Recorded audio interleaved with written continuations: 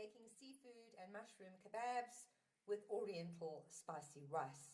Into a pot, add a half a teaspoon of dried chili powder, half a carrot chopped up into matchstick size strips, half an onion chopped up, about 2 tablespoons of soya sauce, a little salt, a little pepper, and 1 to 2 chopped cloves of garlic. Now into that pot you're going to pour 3 cups of water.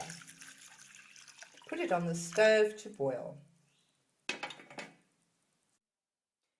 As soon as your mixture is boiling, add half a cup of basmati rice and put it back onto the stove to boil for 12 minutes.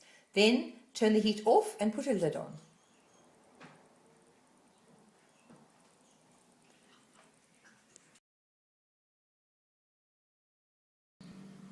For our seafood kebabs, we're going to need 2 small pieces of hake that have been filleted and skinned. If the hake still has its skin on, run a little cold water onto the fish as you pull the skin away. Do that while it's still frozen, it'll come away easily.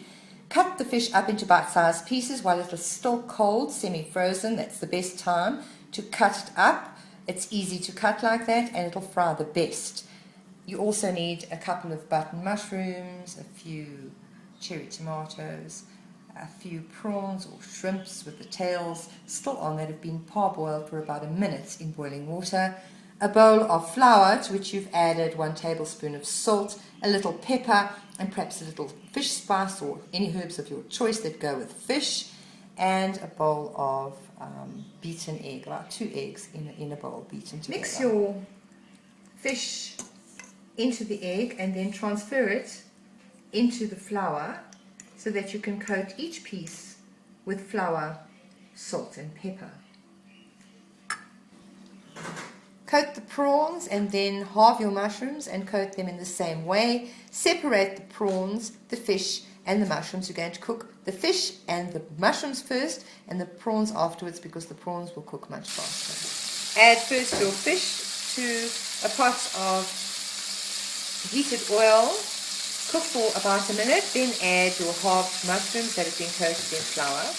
Let that cook for approximately 5 to 6 minutes until it's almost ready.